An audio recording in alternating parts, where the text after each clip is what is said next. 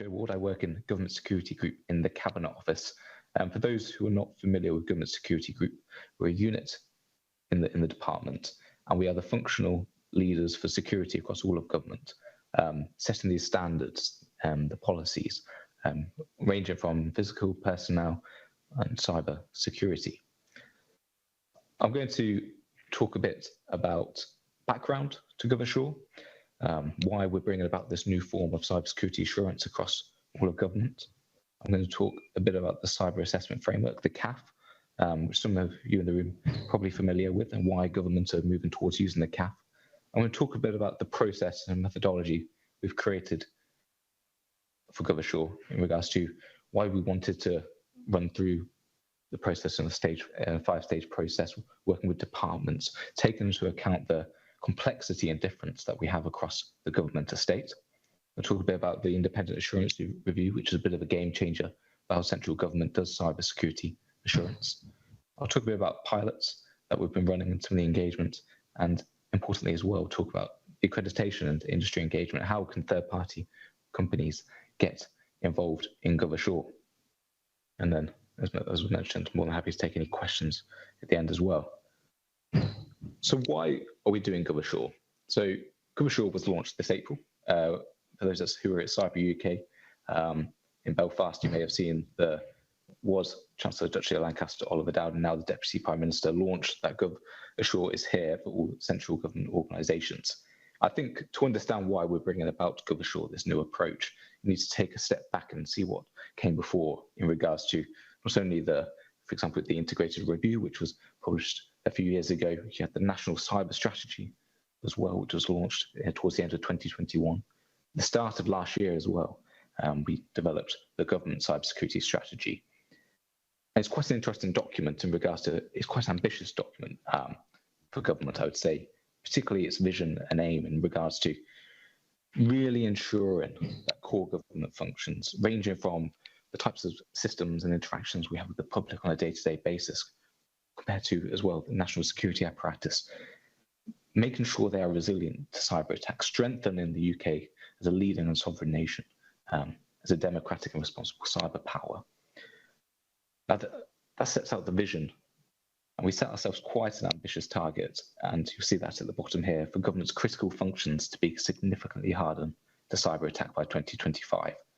With all government organisations across the whole public sector being resilient to known vulnerabilities and attack methods no later than 2030. Now that's quite a challenging target, and I imagine you're all wondering, right, how are we actually going to do that? How are we going to measure that? How are we going to ensure that our critical functions and systems across government, the government estate, are hardened to cyber attack by 2025? And one of the key enablers to do that is GovASSURE, the new approach we're bringing about. So as I mentioned, it's a new cybersecurity assurance regime for government. At its heart, we use the National Cybersecurity Centre's cyber assessment framework, the CAF, really moving away from what was before in regards to we had what was called the Departmental Security Health Check, which used the minimum cybersecurity standards. That was quite a binary yes or no way of doing assurance. For example, you have a range of government organisations from the likes of MOD, who are quite big and mature, and we had quite a lot of smaller organisations. However, they were saying yes or no in regards to whether they had a certain control in place or process that they followed. And it didn't take into account, or to a great extent, the risk that that department faces, the size, as I've already mentioned, and the threat that department faces. It was that single lens view. However, what the CAF as an outcomes framework enables us to do, and I'll talk a bit about the profiles that underpin the CAF, is that no matter what the size, organisation or department we're working with, we're able to take into account a great extent the risk and threat that that department faces and sets, and understand that the outcome set, that's the end destination. However, the policies and process and controls that you have to get there will differ according to your context and size. I think that's a bit of a game changer for how we're approaching this. I think it's also important that the introduction of GovASSURE brings government alongside critical national infrastructure that's primarily managed and coordinated by the private sector, the likes of energy, transport in the aviation space, for example, using the same assurance framework in regards to using the CAF, it'll enable us to do quite a lot of comparisons when it comes to our data to see how we're faring across that wider CNI piece, which I think is a really good step forward for how government assesses itself across wider CNI. As I mentioned already, GovASSURE will replace the Department of Security Health Check, so we've retired the minimum cybersecurity standards and replacing it with this wider package of GovASSURE, the CAF, but then some other policy colleagues and GSG have been developing what we call the Cybersecurity Policy Handbook as well, really encouraging this new set of tools to enable departments to achieve better outcomes. Now, the key components of GovASSURE is the CAF government-specific profiles. So if you're familiar with the rollout of CAF in other CNI sectors, you know you have a baseline, and then in some of those sectors they have an enhanced. And we undertook quite an extensive piece of work analysing using previous and known attacks to government, doing quite a lot of quantitative analysis to work out what mitigations departments need to be resilient to those attack methods. But I'll talk about that in a bit. I think importantly, and why I'm really grateful to have the opportunity, and thanks to CREST colleagues for inviting me along to talk to you today, is that engagement with industry, increasing our collaboration with industry, working closer together around independent assurance reviews. So departments will acquire third-party reviewers in this process as well. So I'll just talk a bit about the cyber assessment framework. The cyber assessment framework, the CAF, is the National Cybersecurity Centre's, NCSC's, baby as such, and there's lots of guidance out there available, so I do recommend that you go and have a look at that afterwards. But it's quite, as I've already mentioned, it's used across wider CNI by regulators and regulated organisations. Government, we're in an unusual position. So the Cabinet Office, we are not a regulator, however, we do manage government sector CNI. So it's quite interesting how that relationship works, but by using the CAF, hopefully that brings us to the same level as regulators, well, without obviously the hard stick that some regulators may have in their sectors. But we do have other levers at our disposal, being in the centre of government. The way the CAF is developed is that it really outlines what the key improvements or areas of focus should be to effectively manage organisations' cybersecurity. So that's why the CAF, how it's broken down into top-level objectives, then you have a set of principles, and then importantly around 39 contributing outcomes as well. It covers all of the main elements that you would expect to see for good cybersecurity posture from an organisation. Next slide just shows a bit of a breakdown of this, how you have the objectives there, really the foundations of cybersecurity, but then they're expanded on their principles and contributing outcomes. And I think importantly, in the context of for an assurance purpose, is using those indicators of good practice that are not achieved, sometimes partially achieved or achieved, to help inform the contributing outcome. Because as I'll talk about in a bit, GovASSURE really focuses on assessing that contributing outcome, however, using the indicators of good practice to give us a good understanding of whether that contributing outcome is met, whether it is not achieved, partially achieved, or achieved. As I said, have a look at the NCSC's website around the CAF, and it's got some really good guidance there. So I'm going to talk a bit about the process and methodology. It's been quite a journey. As I said, we launched in April, but we've been working on GovASSURE for around 2 years, and we've had a lot of engagement, not only with industry, but obviously with our main customers, the government departments as well, throughout this process, holding a series of consultation sessions, workshops. We ran 3 pilots with departments, and it's been quite a learning process. I can definitely tell you now, where we started off 2 years ago is not where we've ended up. It's been really good to see the iteration and improvement we've undertaken over the last few years. So at a very high level, GovASSURE consists of 5 main stages. Now, the application of the CAF in other sectors, I would say, is arguably easier to do in regards to, in the aviation space, for example, a lot of the systems involved in that sector, I imagine, share quite a lot of common characteristics in regards to airport, could be around airport aviation, even energy. There's the chemical example. I imagine those in the chemicals, the main systems in place are to ensure that chemicals do not cause harm along those lines. However, when it comes to government, we really have a rainbow of different systems. On the one hand, you have large departments with a large public-facing presence. On the other ones, you have an organisation such as Cabinet Office, who are very much involved in the national security apparatus, like COBRA. So how on earth do you create an assurance process that accommodates this variety? So that's where we really focus on stage one, setting that departmental context. What is the essential service to that government organisation and department? Now, this, for example, it could be one that focuses on delivering welfare and delivering benefits. It could be more inwards focused in regards to setting policy or advising ministers on certain procedures or matters. These are the sort of questions that we've come up with in regards to how we frame, how we set the context. To do this, we have developed quite a lot of guidance and templates, and it's all on security.gov.uk/GovASSURE.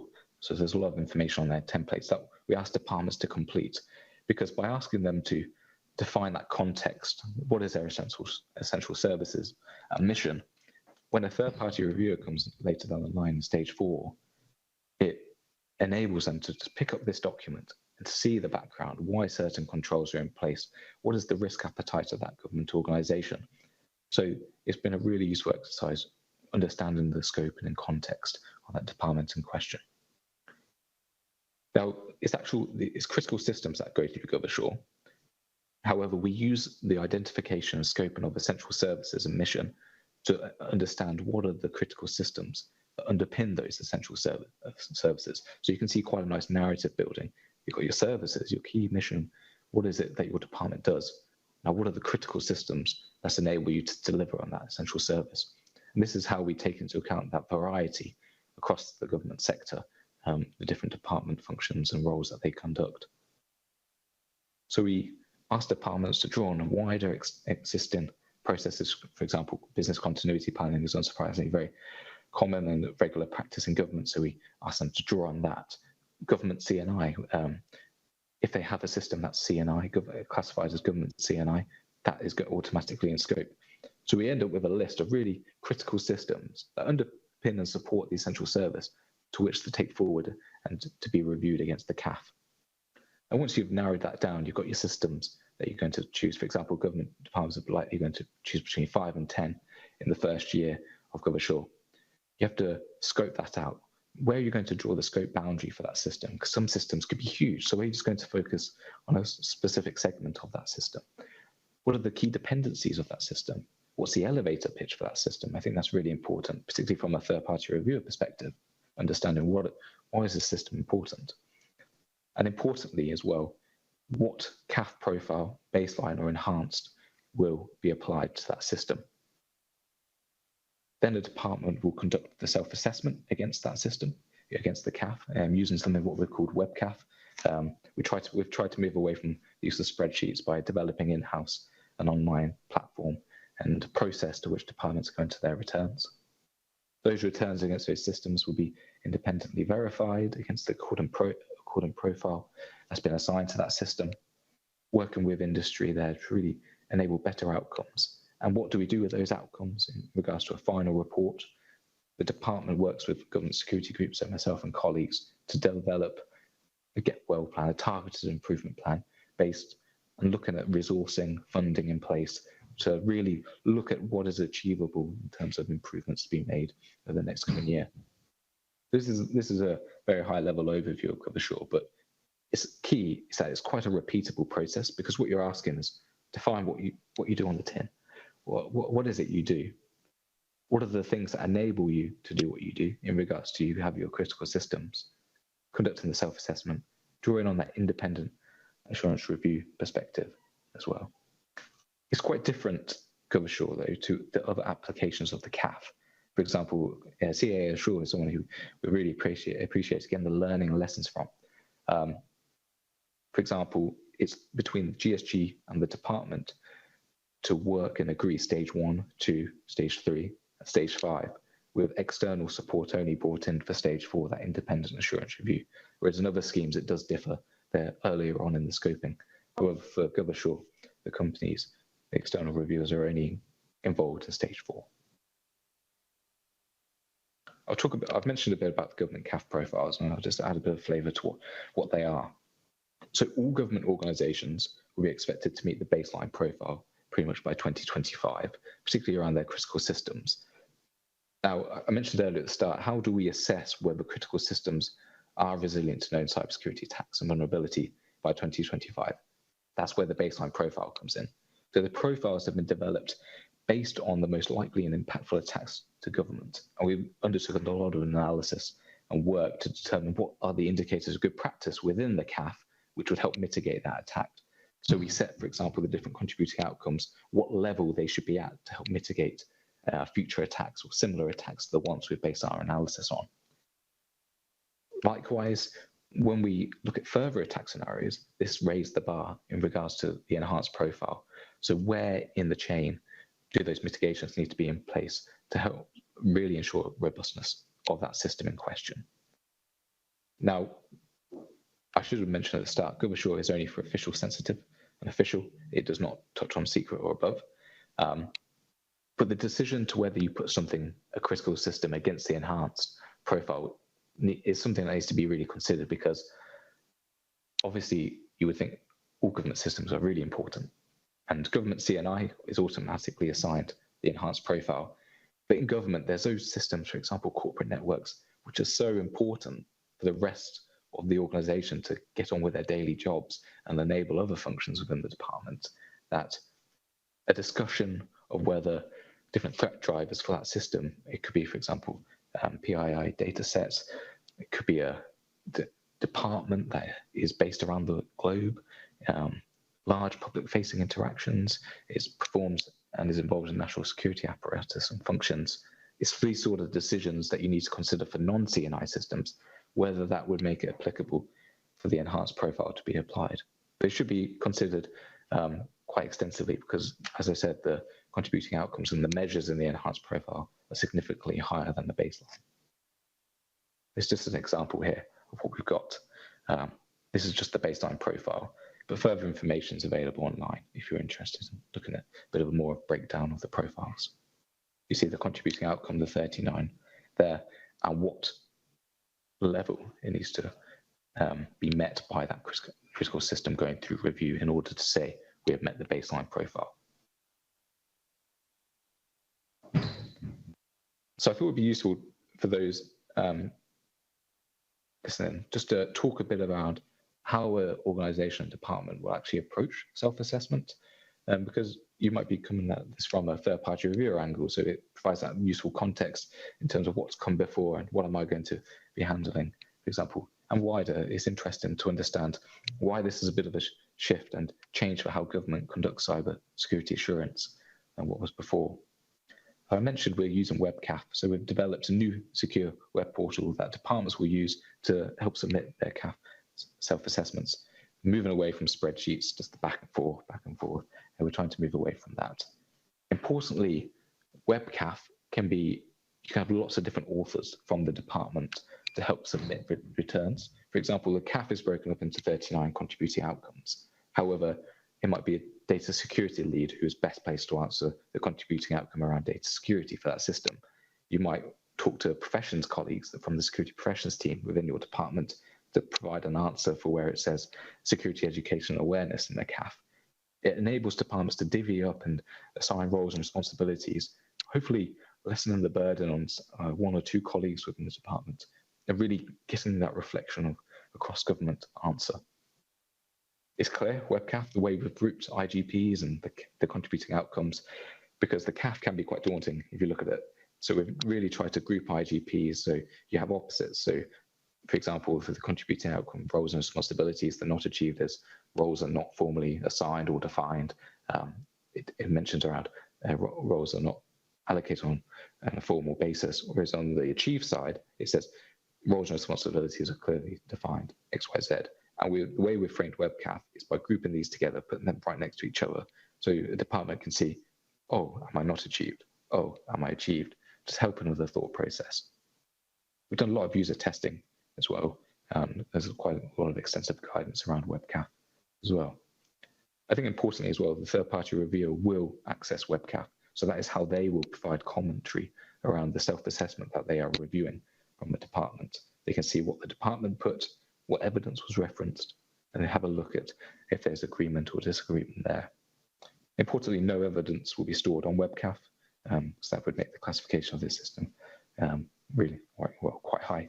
And it's just references, links, etc., not to the actual document itself, but where a reviewer could then look elsewhere. So we really emphasize a focus on the contributing outcome level, workshopping that within the department, the central cyber team, working with system owners, understanding what you're going to put, taking into account the different areas of the CAF, looking at the IGP examples. GSG, we've created a lot of guidance. That's all available online for you to have a look at after this in terms of example responses, what types of evidence and artifacts should I be referencing and putting forward. I think really important, something that really came out from pilots as well, is really challenging, right, is this a sufficient amount of evidence what we have here before passing the baton over to the third-party review? And then departments will enter it into WebCAF and list their evidence they've referenced. This is just a bit of an example. You see here roles and responsibilities, how we've grouped them in terms of opposites. On the left, key roles are missing. On the right, necessary roles and responsibilities have been identified. Just these little tweaks in terms of how the CAF is presented will hopefully help departments and users on their journey. This is an example of WebCAF. So a department, once they've workshopped and got an idea of what they're going to put for the contributing outcome level, they've put achieved, they write some narrative and commentary around why they've achieved this. You can see they've recorded, they regularly refresh training, there's an updated organogram, it's stated in HR policy.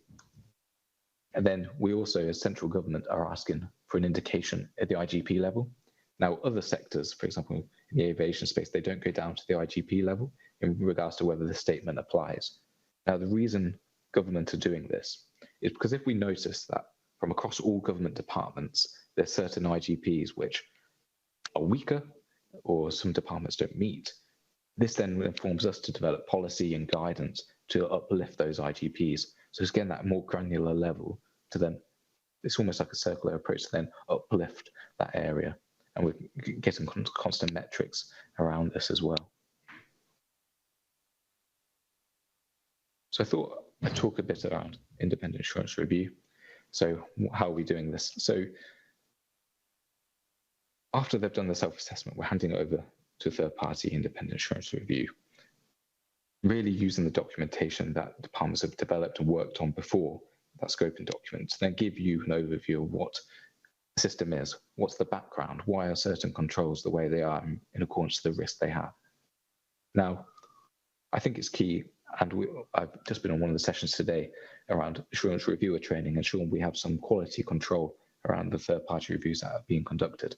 So we're working closely with industry to roll this out, ensure a good understanding, and get as many companies involved in the process as possible, because we really, particularly for SMEs, we want to get a wide opportunity for those to get involved in GovASSURE.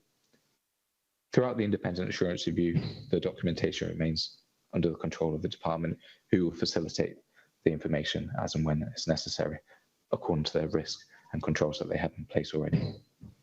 I think something we really want to emphasize that this is not an audit review, it's not a compliance exercise, it's a risk-based assurance review. Why are certain controls the way they are? Looking at the risk that the department sets itself, really approaching it from that angle. So as a reviewer, if you're conducting a third-party review for a department, you'll have a lot of information to draw on. I've already mentioned WebCAF, the evidence that's referenced, all the way down, for example, at an IGP level as well. So you'll have a good amount of information to draw on. Now, an output of the independent assurance review is a final report, which then you'll hand over to the department. It might be a case that some arbitrations needed to work out, iron out a few details. And then we as GSG will work with the department to develop a targeted improvement plan based on, for example, funding for that year, resource in place. And this is something we will measure, all to show how we're achieving the ambitions and aims of the government cybersecurity strategy, because it will show us a metric of where we were, what we said we would do then in regards to remediations through the targeted improvement plan, and how we'll get there and when we get there as well. I'll just talk briefly about some of the lessons from pilots, because I want some time for Q&A. Early engagement between companies who have been, after going through the commercial process, are involved in conducting the GovASSURE third-party review with the department, establish ways of working, for example, understand how you work best with each other. We really emphasize that. Really emphasize that you utilize the scoping document, as I banged on about, because this is a really useful document, and some of the feedback we got from the companies we worked with who were involved in the pilots, they found this really useful and something that's quite different than other sectors in the application of CAF. They found this really to be beneficial and saves a lot of time asking the department, right, why have they said something about this system? Oh, looking at the scoping document, you can see the risk appetite or the risk statement that the department adheres to. We really emphasize to departments they collect evidence in an organized and structured way, because I imagine if those in the room who conduct cybersecurity assurance reviews or something similar, I imagine it's the bane of your life when you have someone who you're reviewing that's mentioned a piece of documentation or evidence and you just can't find it. So we really try to ensure that departments are considering this and make your lives easier for those conducting the reviews. So in order for a third-party company to conduct a GovASSURE review, you'll firstly need security clearance and experience working with government. And we've also developed 2 routes on 2 packages that you must have in regards to carrying out a GovASSURE review. The first one is the NCSC GovASSURE service. So if you meet these qualifications here and have that experience of SC, but you will if you're on these schemes. And also, as you'll see, those familiar with the CAA Assure, these GovASSURE non-NCSC service. As you can see, it covers cyber audit and risk management, and also that technical cybersecurity expertise. I think there's an exercise for GSG to take after this, something we'll work with commercial colleagues on, is just clarifying, getting this onto one pager. So if you have any questions around the actual composition of qualifications needed and the approach for this, do reach out afterwards, because I think we'll be in a better position to inform you and provide you advice on the certain elements we require. But this is very much mirrored on CAA Assure. If you have those sort of qualifications, you'll be able to conduct a GovASSURE review. We've included industrial control system and operation technology experts. However, in the government context, this is very rare. So that's why it's in italics. We're mainly focusing on the ones above. Timelines. So I said we've already done some pilots. They concluded a few months ago, and we launched in April at Cyber UK with the Deputy Prime Minister's announcement. Now, we've already commenced discussions and kick-off conversations to get lead government departments and holders of government CNI, which we call Tranche 1. They have already started GovASSURE, so they're just going through the scoping exercise now. And later on in the year, well, only next month, now it's a few weeks away, isn't it? Arms length bodies and organisations under lead government department's purview, so like ALBs, for example, they're what we consider Tranche 2, will commence in June. Now, likely self-assessment for lead government departments will take place over the summer, with then independent assurance review starting in late summer. However, we're conscious of the commercial timelines involved. So we really have recommended to departments that they start considering now in regards to their commercial approach to get a third-party reviewer in.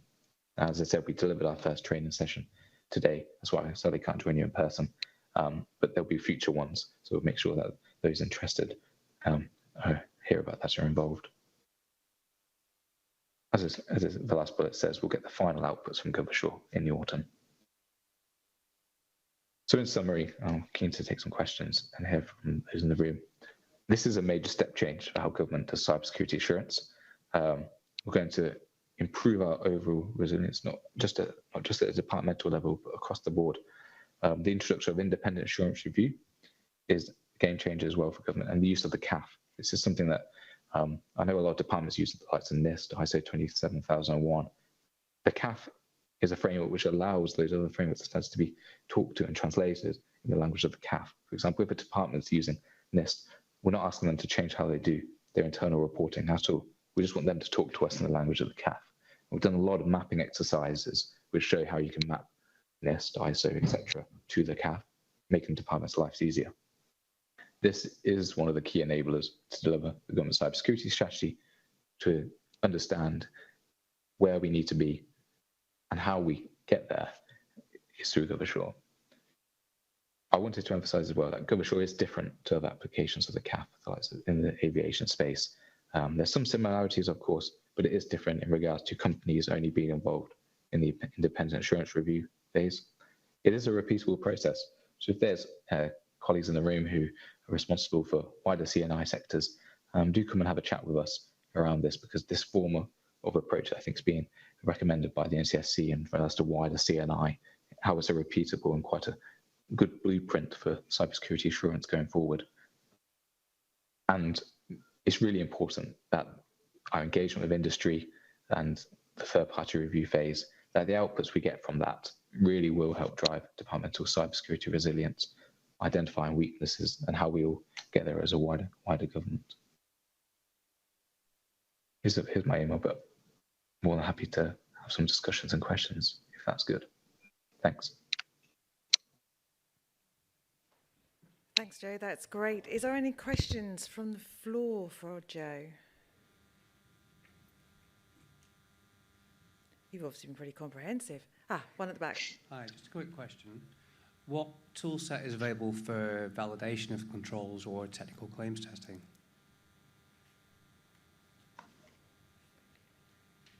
That's quite, we were talking about that earlier in the meeting I had, because there's a case of how down in the details do you go with this assurance review process. We're Cabinet Office asking departments and third-party reviewers to really understand, I think it's not at a quite high level, but just to understand why controls, processes, systems are configured the way they are. But I think it's important to see GovASSURE as it's a tool in our armory. For example, we still have GBEST and G cases that will be applied. So I can imagine a world in a few years' time where a department has put its system through GovASSURE. We have the outputs from third-party review that certain controls and policies and processes are being followed because of X, Y, Z. Now, a few years after, can we do a GBEST on that system within the department to really understand, and other forms of testing, to really understand whether there's been improvements made, or at that more granular level, what the position, how is a system configured, is what they said in their GovASSURE review and what the third-party reviewer, looking at the evidence collated, is saying is accurate, or does that granular approach needed? But I think that's where working with industry and companies will really help flesh that out in terms of what we get, because I think we need to walk before we can run when it comes to government cybersecurity assurance. So it's just a gradual journey.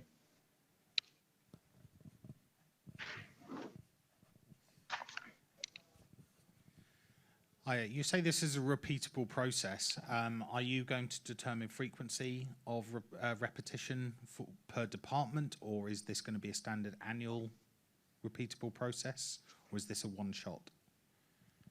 This will be an annual process. However, this comes back to the critical system selection, because there are some departments which probably, if we ask them to scope critical systems, they would probably say over 100.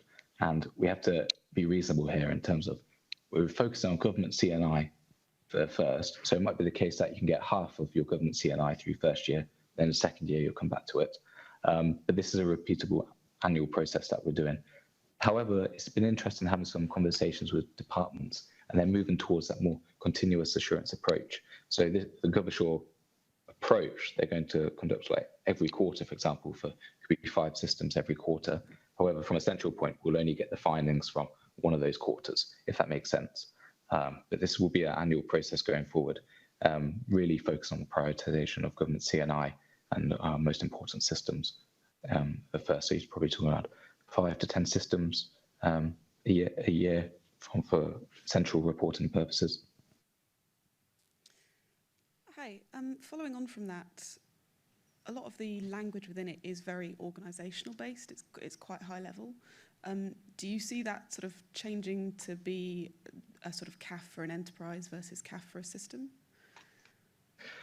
That's a good question, because the way the minimum cybersecurity standards were and the Department of Security Health Check, which is how we did assurance first before, was very much the department level. Now, the application of CAF going forward, you have Objectives A and Objective D, which is quite strategic focused.